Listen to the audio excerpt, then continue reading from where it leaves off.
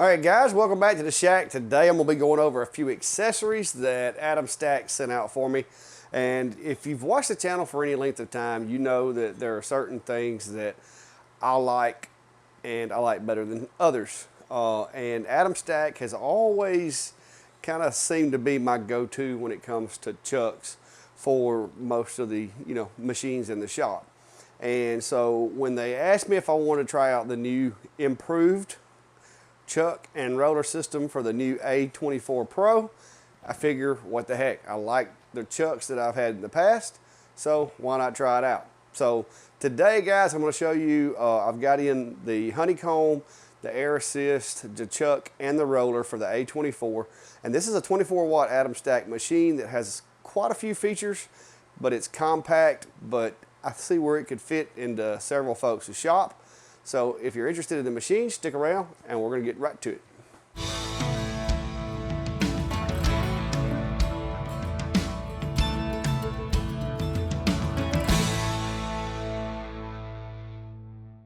All right, guys, so before we go into too much with the machine, like I said, Atomstack sent me the machine out a while back, and I've been slowly getting all the parts to put everything together.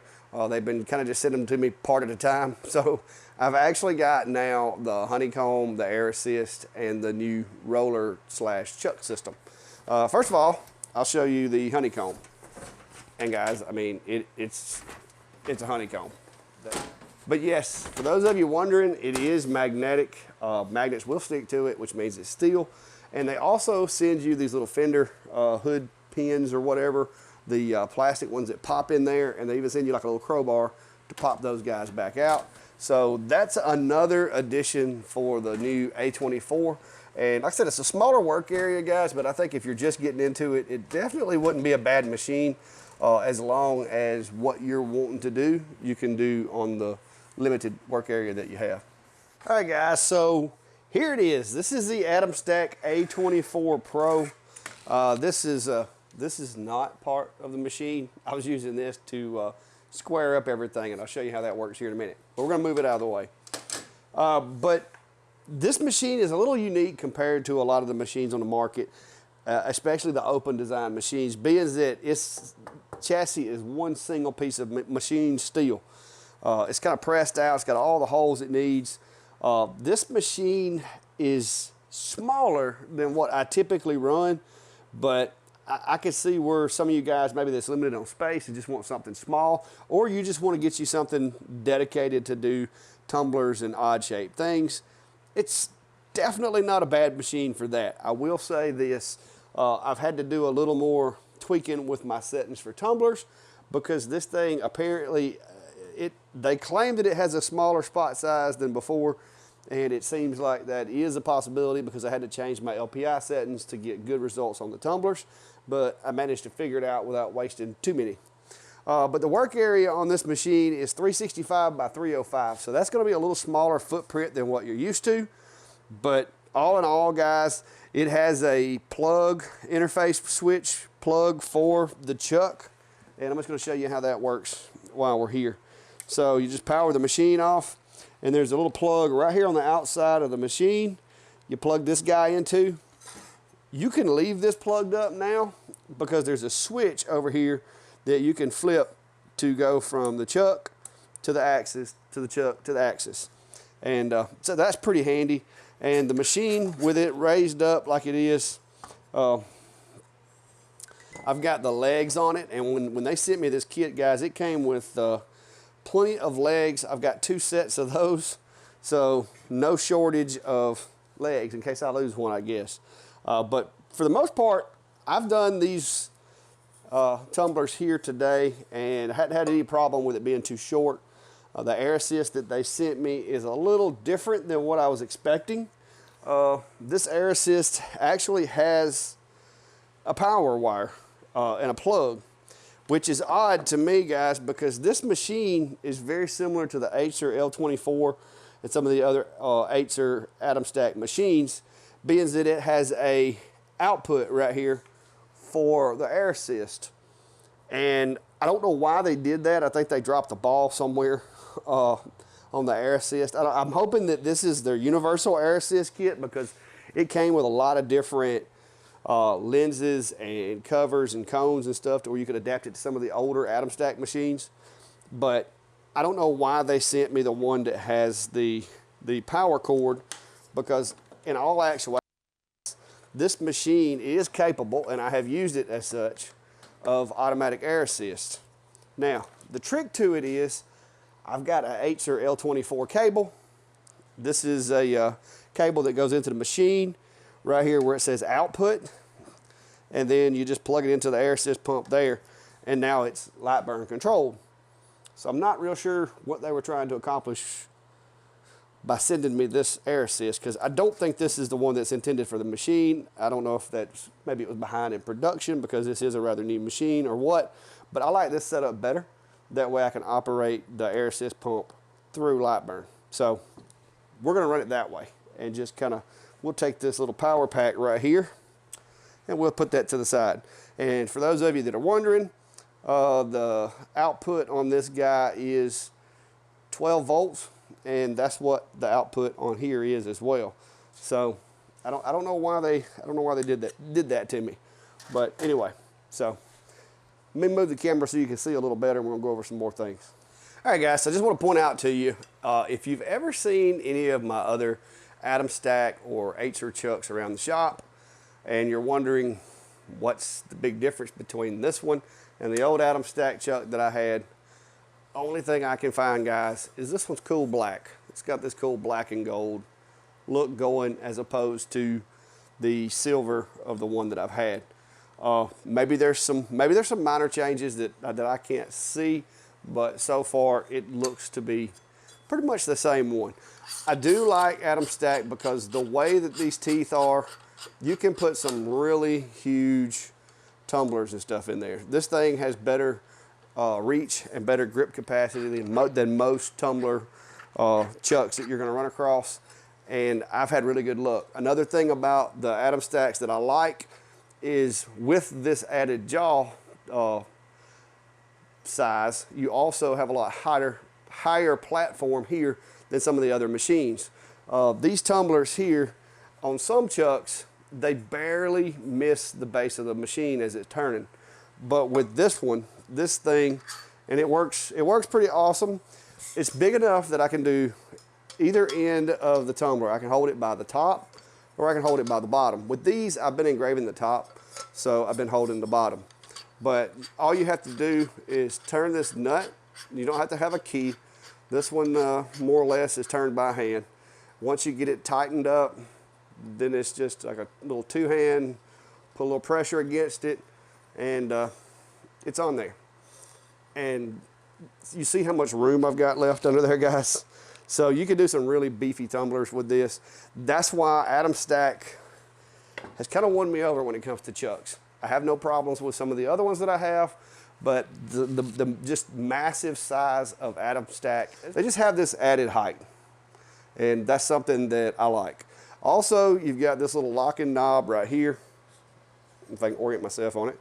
And that allows you to be able to even turn it over to the back if you need to give yourself even a little bit more room. But there's going to be some changes in the graphic. If you do that, you may have to mirror the output to keep from causing yourself some problems. But that's the new chuck, and basically same thing for the roller. The roller, other than the paint job, guys, it appears to be identical to the one that I had previously. The big thing with this one is it matches the machine, of course. And with this machine having the switch, if you have this thing set up permanently, you could just turn off the switch for the rotary, turn the switch back on when you got ready to use it. There are some settings in LightBurn that you have to set up, and I'll kind of go over that with you. Then there are some settings. The book does explain everything and show you all the information that you need to put in there, but I'm going to kind of show you how I've got mine set up and configured, and go over a little bit of that. I'm not going to waste a whole lot of time, guys, because like I said, it's basically the same setup that I've had before. The only big thing that I kind of felt like was something I needed to point out, and like I said, in the Atomstack, if you sent me the wrong air assist, let me know. I just think that's a bit of a fail with this machine. They sent these parts for this machine, and they sent me one that has a has a wall plug instead of the one that works off of the automatic air. But luckily, like I said, I have the extra cables. I'm able to take and make it work the way that I want it to. All right, guys, so I'm going to show you real quick with this machine. It doesn't necessarily have a way to hold the chuck still. So that's why I got this guy out. What I usually do with these open frame machines like that, if I don't have a jig kit for them, is just I'll take my level, put it back there on the back side of it, and then I'm going to be using the chuck. So we'll take the chuck, and basically I'm using that level as kind of a straight edge, just to put the edge of the chuck up against. And all you got left to do is plug that in there and make sure that the switch on the back is in the down position so that it enables the chuck to operate. Now, we'll take one of my test cup here, and I want to kind of go over what I found with this machine, guys. You can see I was getting a lot of lines in the tumblers, and it was either getting overburn or I was getting leave. So I got to playing with it, did several speed tests, you can see here, and come to find out with this machine, I had to run the LPI up really high and the speed up really high. This is 300 millimeters a second at 100% output, and I got really nice results, but I am running an exceptionally high, like 400 LPI to get that nice, smooth, consistent burn right there at 300 millimeters a second. So let me show you how to put this thing in here and we'll get started. So all you got to do is take your thumb, unscrew that a little bit, get the tumbler in there, and just make sure that it's flat against the back so that you get a nice even turn and you don't have a wobbling or anything going on. And then with what I try to do is I try to get the motor or the stepper over this way, and I want the area that I'm engraving as close to the center of my work area as I can to allow myself plenty of room for over travel and whatnot. So let me try to find us a little spot here to do a little testing, and I'm going to pull this back out. I have taken the cover off of my machine, so I use my little tool here to set the focus, but I do have the focus raised up a millimeter or two just to kind of take a little bit extra measures to make sure I get all those lines out of there. So I'm going to turn that on, and I'm going to move us over to the computer and set this up. All right, guys, so over here at LightBurn, and what we're going to do now is I'm going to kind of walk you through the setups for the chuck with this system. So one of the first things you're going to want to do is go in here to your rotary utility, select chuck. You can enable here, or you can do that out here on the main screen. The millimeters per rotation for this particular device is going to be 160. The object diameter, which you can put in you can either measure the diameter of your object or you can measure the circumference. With these, I know that they're 85 millimeters because I've been playing with them here for a few days on several different machines. And so I just input that and hit OK. Well, with the Atomstack machines, guys, you have to make some changes to the settings in the machine. And I've got mine set to where I've created macros, and it changes my $101 to 80 to enable the chuck, and changes it to 100 to disable the chuck. 100 is the factory settings, but you have to change it to 80 when you add the chuck or the roller on there. And I'm going to show you how that works. In order to disable the rotary, I just have to hit my disabled button. It's going to send the command $101 equals 100. If you want to confirm that that setting has taken, just hit double $signs. It'll pull it up, go up to 101, and confirm that it is set back to 100. Okay, so once you get ready to use the rotary, then I can just hit my enable rotary button here. It created that macro. It sends the command $101 equals 80.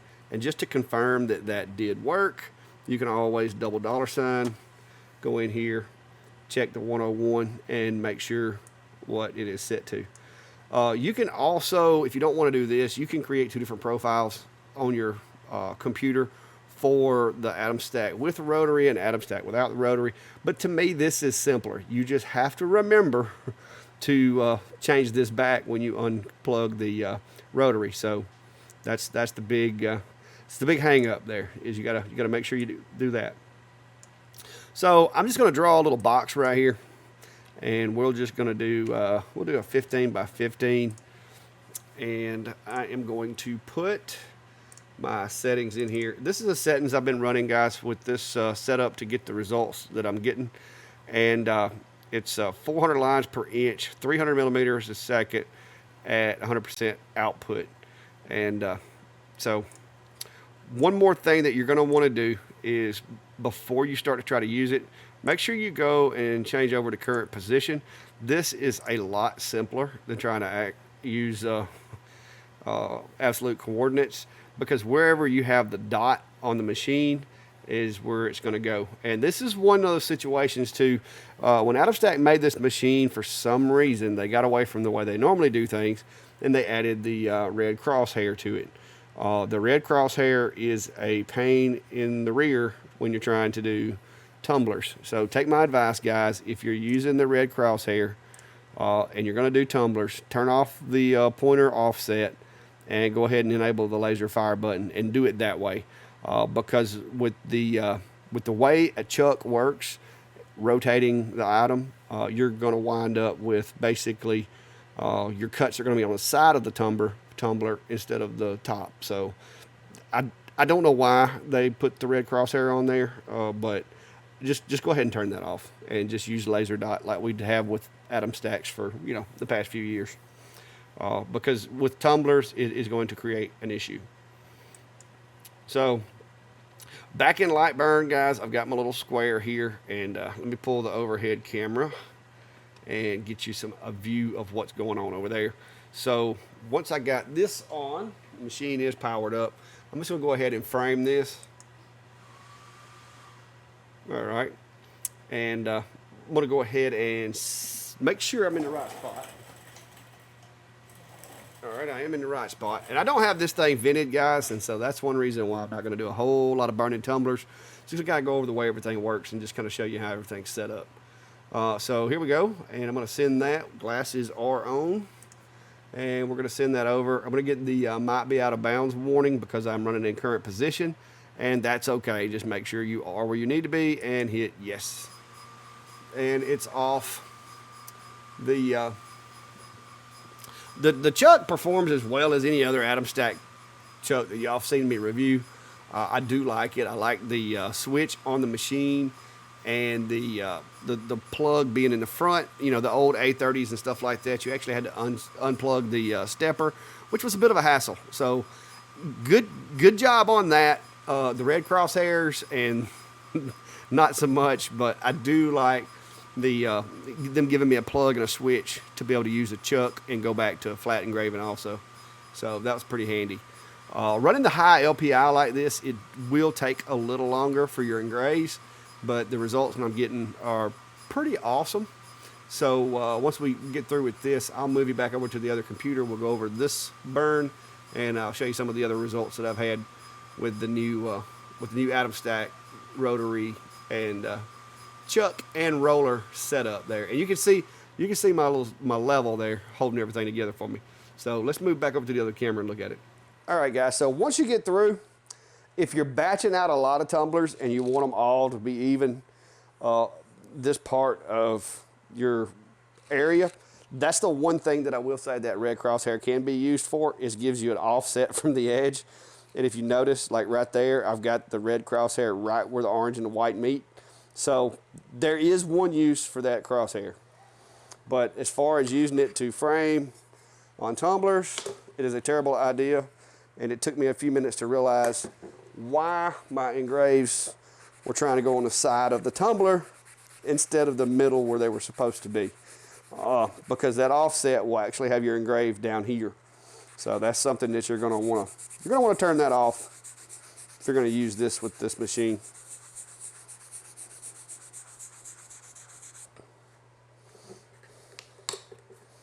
Rubbing alcohol, magic eraser, and a plain old rag.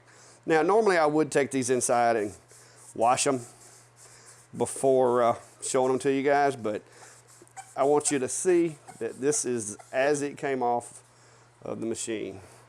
So if I can get you to see it there. There's our results that we're getting, and turned out really nice. I have done a lot of testing on this cup, as you can see, and that's the sweet spot right there that I've found so far with these particular tumblers. It works well for me.